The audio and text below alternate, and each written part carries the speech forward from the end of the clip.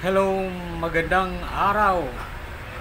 Tinanggal na ng korte ang pangalang Itbulaga sa Channel 7 ng thief na umano ay alisin na o ipapaalis na ng korte ang pangalang Itbulaga sa programang Tahanang Pinakamasaya. Tahanang Pinakamasaya.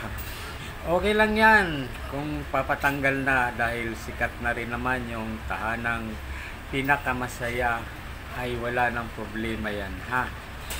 O, ay pailipat pa nila lahat ng mga Itbulaga doon sa TV5, ay sa kanila na yon, dahil hindi na rin basta-basta ngayon ang Tahanang Pinakamasaya sa TIF dito sa Channel 7 ay malakas na rin. Marami na rin silang natulungan, lalo na yung G sa Gidli at yung QR code nila.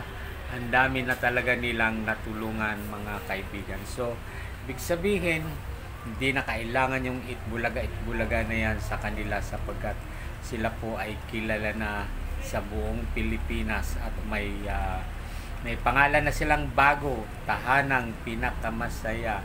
So, alisan na yung Itbulaga, wala na, Tahanang Pinakamasaya, Ginhawa sa Gidli. Okay. Oh. Ang Ginhawa sa Gidli po ay ang host po ay si Yorme at si Boboy Villar, ang aktibong host ng Ginhawa sa Gidli. So, kanina nga napaluha ako doon sa tinulungan niya, at nakakaiyak talaga yung mga ginagawa nila Yorme, dahil sa pagtulong nila sa mga tao. Hindi lang iisa, talagang itong pagtulong nila ay legit na legit. Talagang kung magbigay tudo, hindi yung katulad sa iba na hindi nakasagot ay babawasan yung premyo hanggang sa wala nang mapapanalunan. Dito sa Tahanang Pinakamasaya, talagang masaya, legit na legit po ang kanilang pagbibigay tulong sa mga nangangailangan, lalo na po sa mga, kasi random po sila kung tumulong ay wala pong pinipili. Hindi po katulad dati dun sa Itbulaga na nakaprograma na yung pupuntahan. Dito po sa Gidli ay on the program ay nagsisearch po sila kung sino ang kanilang pupuntahan at tutulungan. Yun po ang totoo dito sa Ginhawa sa Gidli. Tuloy nyo lang po kahit wala na yung Itbulaga, kahit pinatatanggal na yung Itbulaga, kung sino man ang gumawa niyan, ipigay niya kasi palamon na sa kanya yan. Wala namang kwenta yan. Sa uli na yung Itbulaga dun sa kanila, babalot nila kamo sa sa karton para hindi na makalabas. Yung Itbulaga talaga na pinagpatalunan nila sige, hindi dyan na sa inyo yan, mga kaibigan. Hindi po ako bayaran ng Itbulaga, hindi po ay ng Tahanang Pinakamasaya. Hindi po ako bayag at hindi rin nila ako kilala. Kilala lang nila ako, mga kaibigan, or dito lang naman ako bumabanat sa aking channel dito sa YouTube sa Don Senabi channel, at ang ating pong description ay gagawa tayo ng video sa environmental at balitang artista at pampolitika dito lang sa Pilipinas. So, kaya kayong mga politician, kayong mga artista dyan, kayo po ang laman ng aking mga videos dito sa aking programa, dito sa aking channel, dito sa Don Tipot Sinabi. Ito po ang inyong lingkod, si Don, nagbabati sa inyo ng maligayang Pasko sa darating na ngayon po ay party na ng buwan ng Kapaskuhan, at ang exactly po na buwan o pitsa ay sa December 25. Tayo po ay magdiriwang ng Pasko ang Pasko ng kaligayahan, kaligtasan, at yan po ang ah, premyo o bayad sa atin ng ating Panginoon bilang pagmamahal niya sa atin. Baka hindi nyo naalala at hindi nyo pa alam yung ibig sabihin ng Pasko. Pasko lang kayo ng Pasko dyan. Lalo na itong mga nangangaruling ha. Wala pa ngang Pasko, wala pa ngang December, nangangaruling na. November pa lang, nangangaruling na. Hoy, intindihin nyo kung anong sinasabi ang pagkasilang ng sanggol. Yun po ay hindi panlilimos. Ang pagsilang ng sanggol ay dapat tayong magpasalamat sapagkat tayo ay iniligtas na ng Panginoon sa ating mga kasalanan. Dumating na o sinilang na ang ating tagapagligtas dahil nung mga araw, nung mga panahon na tayo ay under pa tayo sa kautusan. Dahil noon kapag hindi ka sumunod sa kautusan ay mamamatay ka. Oo, dahil ang lumalabag noon sa kautusan ng Diyos ay kusa na lang namamatay.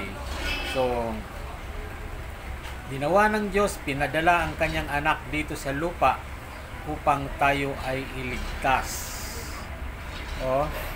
Ngayon, paalala lang po, marami na pong lindol ang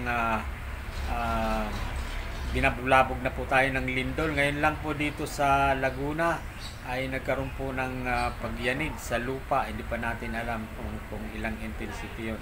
At agad-agad namang pinauwi ang mga estudyante dahil nagkaroon nga ng konting pagyanig dito sa ating bansa, sa ating bayan sa Laguna. Kaya ingat po tayo mga kaibigan, huwag po tayong kampante sa lahat ng ating mga gawain. Kailangan tayo mag-ingat at present of mind po tayo. Halimbawa kung may lindol po, kailangan nating magbigay ng priority sa ating mga sarili. Iligtas po natin. Hanapin natin kung saan ang mga lagusan dyan, no? Tinalang kanina naglindol ay napaka babagal lang, kunti lang. Tuloy tayo sa ating topic mga kaibigan, doon sa pagtanggal po ng korte. Nagdesisyon na po ang korte na tanggalin na po ang Itbulaga, ang pangalang Itbulaga or title na Itbulaga sa TIFF. At inalis na po ng korte ang pangalang TIFF sa kanilang programa. So, ngayon po ay dala-dala pa rin nila yung pangalang Itbulaga at siyempre may due process tayo. Pwede namang i-apila pa ng TIFF ang desisyong yan hanggang hindi pa nakarating sa Supreme Court ay pwede pang ilaban yan, no? Siguro alam ko naman paglalaban niya ng TIFF. So ngayon di pa naman final executory ang decision ng korte. Diyan pa lamang yan sa first decision. Ipapapila pa yan hanggang sa nakarating sa Supreme Court. Pero hindi po natin alam kung ano ang plano ng TIFF. So patuloy lang po ang inyong programa sapagkat hindi naman, pangalan lang naman ang inalis, hindi naman kayo inalis. So, patuloy lang po ang inyong pagbigay ng tulong sa mga mamamayang nangangailangan mga kaibigan. Lalo na itong ginhawa sa Gidli ay talagang marami po, hindi lang 10, 100 ang nabigyan ng kaligayahan ng ginhawa sa Gidli. Ano po? Saksi po tayo dito sa pangyayari sa ginagawa ng ginhawa sa Gidli at ng tahanang pinakamasaya. Hindi na ako magpapangalan ng Itbulaga. Ang pangalan ko na ngayon sa programa nyo ay Tahanang Pinakamasaya or TPM, Tahanang Pinakamasaya. No?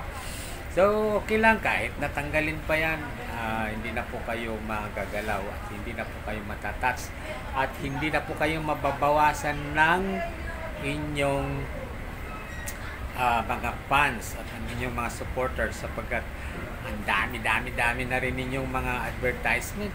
Halos na hindi na rin kayo matatawaran. So, patuloy lang po ang ginhawa sa Gidli, mga kaibigan, at huwag po tayong makalimot na ipagpatuloy po ang kabutihan gawa ninyo sa ating bayan, Pilipinas. Kahit sa private kayo, ay maganda ang ginagawa nyo. Lalo na si Yorme, hindi pala kalain itong si Yorme ay napakagaling din mag-host. Akala natin pasayo-sayo lang ito, pero magaling din pala itong mag-host. Pero sa tingin ko, kung tatakbo itong si Yorme sa senador ngayong 2025, malamang sa alamang mananalo ito kahit pustahan pa tayo, di ba?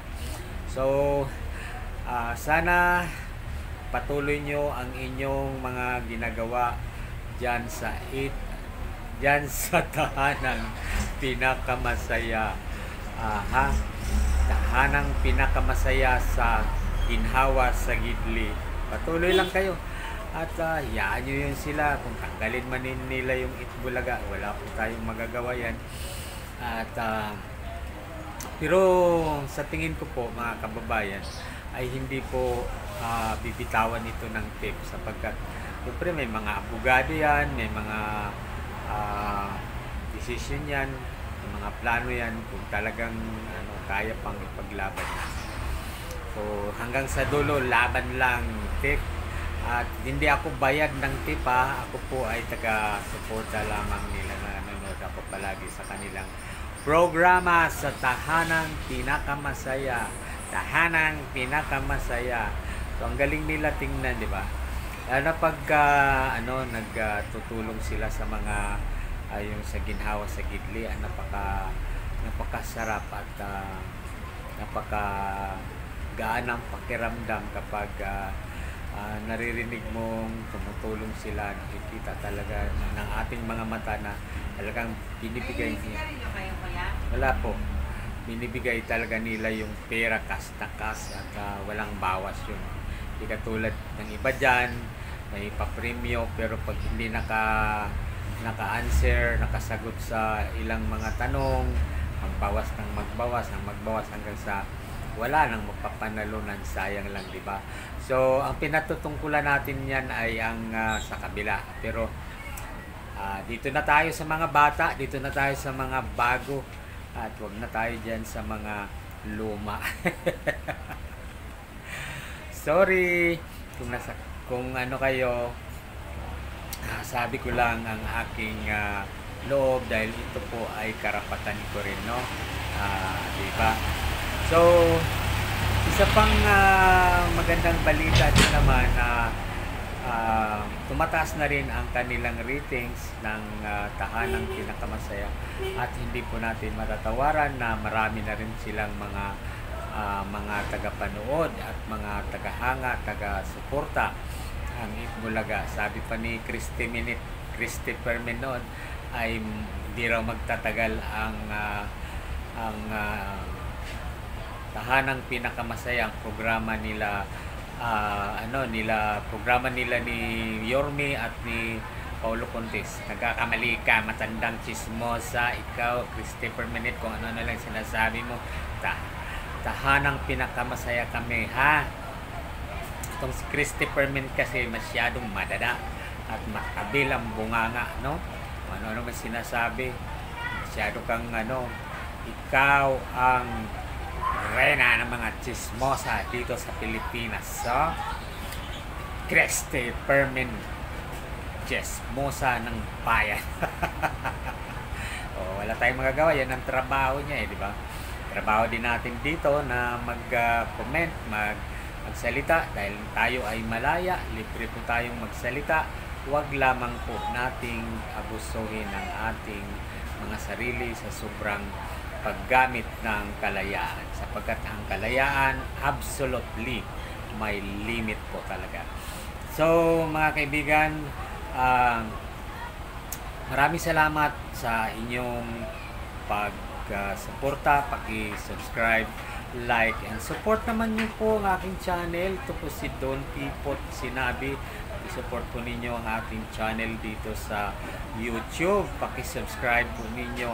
Ulitin ko po, ang laman, ang description po ng ating programa ay mga environmental video, balitang artista at politika. Yan po ang ating gagampanan dito sa ating ginagawang program ng tawag dito, sapagkat ito ay nandito na tayo. Maraming salamat sa mga subscribers natin na maabot na po ng 1,400 plus.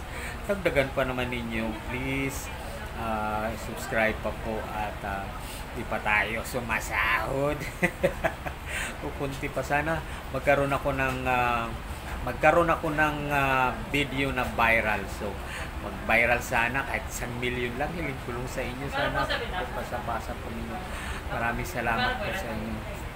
Yan po ay 25.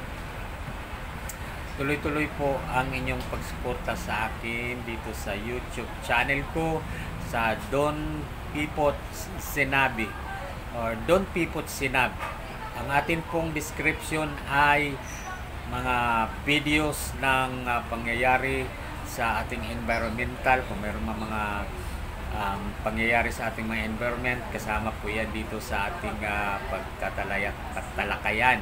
At ang balitang artista at syempre ang politika. Patuloy po tayo mga kaibigan at paki-subscribe and like and share po. Maraming salamat po. Magandang araw sa ating lahat. December 6 po or December 5, 2023. Ingat-ingat po tayong lahat. Maraming salamat. Bye-bye po. Take good care of yourself. Bye-bye na po. Don Pipot. Thank you.